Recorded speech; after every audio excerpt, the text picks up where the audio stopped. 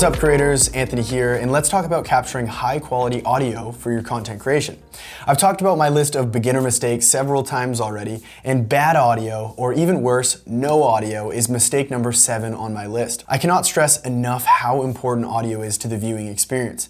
Whether that's sound effects and ambient tracks to really immerse the viewer in the scene they're watching, or high quality voice recordings of interviews or voiceovers, you will struggle to accomplish your content goals when you neglect audio. Just imagine how frustrating it would be to have to watch this entire program with my audio sounding like this.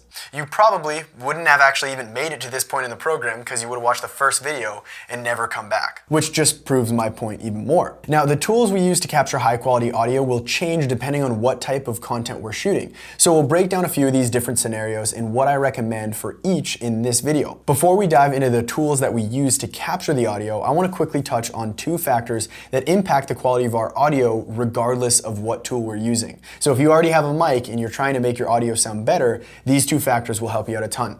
So the first factor is proximity, meaning how close the mic is to the source of the audio, so like my mouth in this example.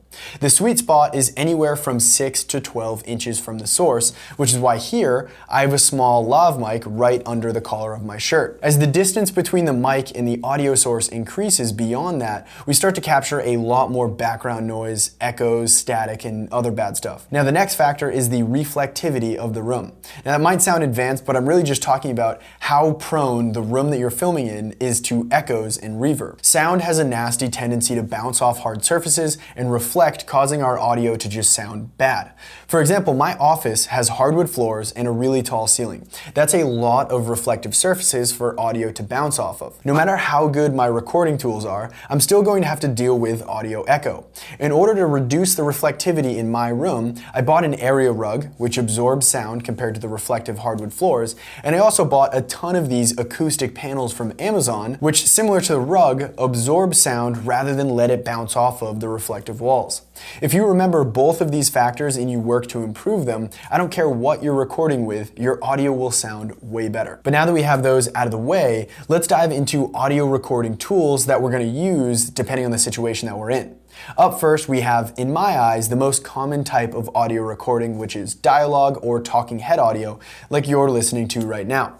Maybe you're creating content for a YouTube channel where you educate your audience. Maybe you're vlogging about your daily life, you're promoting your brand, or maybe you're filming a course like the course you're watching right now. Maybe you're shooting interview-style commercials or a dialogue scene in a short film that you're recording. Hopefully you can see how this is a common situation. We're going to need to know how to capture the audio. There are really 2 different types of tools that people will use to capture this type of audio.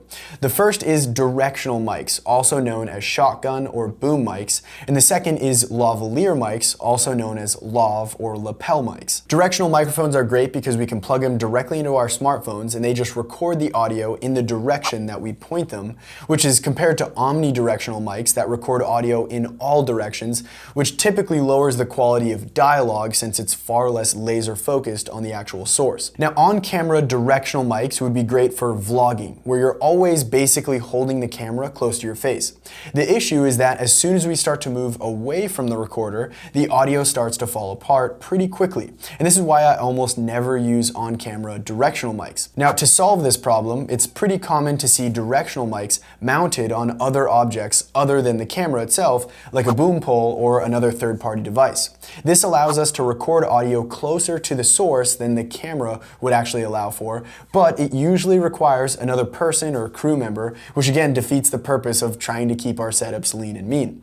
This brings me to lav mics, which is what I find myself using most of the time, and it's also exactly what I use to record all of the audio in the trainings in this course, our other courses like 30-Day Course Creator, our YouTube videos, most of the commercial content I film for clients, and so on. Lav mics are great because they aren't limited to just one scenario. You can usually find a way to make them work in practically any filmmaking situation, and I really value that flexibility. For example, when I'm close to the camera, like I am right now, I can actually plug the lav mic directly into the camera, or my phone if I was using that to film. If the subject is moving around and can't be close to the camera, we can also plug the lav mic into another device, usually called a field recorder, which stores the audio that we can then sync up to our main video later on when we're editing. It does add another step, but most editing programs actually have an auto sync feature which automatically matches up the audio clips to the scratch audio that our camera was recording.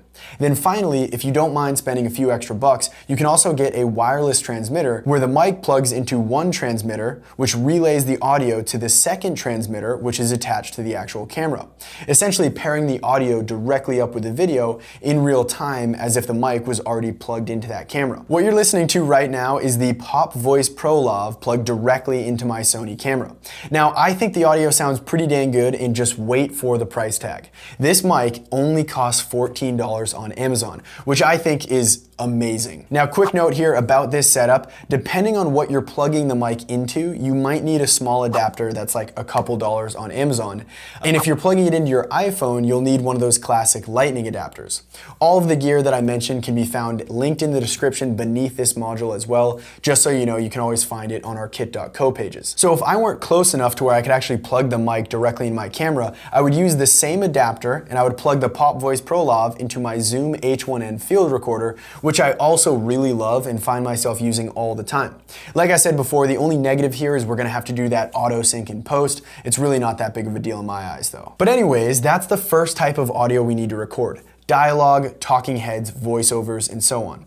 The second type of audio, which is usually forgotten about even more often, is sound effects and ambient audio to make our scenes feel more real and more immersive. To prove to you how important this is, I want to play you a quick part of a hiking video I shot, first with no sound design at all.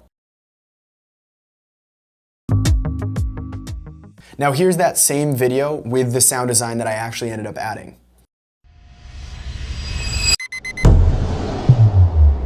Finally, just to show you what sound design is like all by itself, here's the same clip but with the main song muted.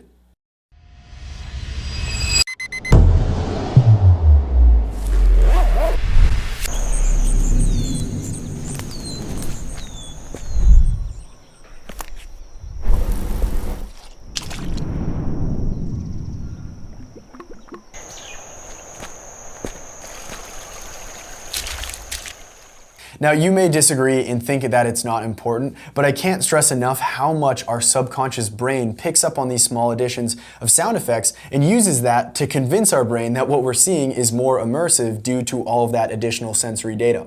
I also love it because a lot of times adding sound design is free. You can find free sound effects online, you can record them yourself on set for free. It just takes time, but it's that time that's going to separate your work from other people's. Now, I just kind of hinted at this, but when it comes to this source of audio, there are really two different ways that you can capture it.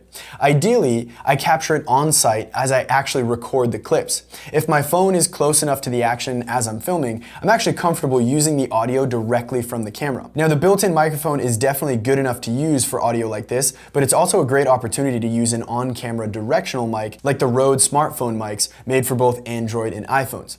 Now, if you're not close enough to the action, you'd simply record what we in the industry call Foley audio, meaning after the scene is shot, you just record a sample audio clip of what it would have sounded like if we were actually close enough to the action. For example, in that hiking video, I actually just recorded a few audio clips of Courtney walking over leaves, which I then used in the video over and over again whenever she was actually hiking through the woods. Then finally, sometimes there are those sounds that you just can't record on site and you need them in a pinch. This is where I search online for sound effects to use in my videos. You can look for free sound effects on YouTube, but my favorite way to do this is through my subscription to Epidemic Sound. Epidemic Sound is an awesome online platform that has tons of music that you can use in your project, as well as a huge database of sound effects that you can quickly search for and use in your content. We're not sponsored by Epidemic Sound. I was using them long before I ever started creating courses, but if you do want to get a free month of music and sound effects, you can use the link in the description of this training to try them out for free and see if it's worth it. On top of that, I also organized a massive library of all of the free sound effects that I could find online, and you could download all of those with another link that's in the description of this training. But anyways, that really does it for recording high quality audio on a budget. Whether that's for talking head dialogue, sound effects, or ambience, you now know everything you need to crush it in any filmmaking scenario. To quickly round up a few of the recommended kits we talked about, my #1 budget-friendly recommendation would be the Pop Voice Pro Lav mic with the corresponding adapter. The next tool would probably be the field recorder like the Zoom H1n or the Tascam DR07X.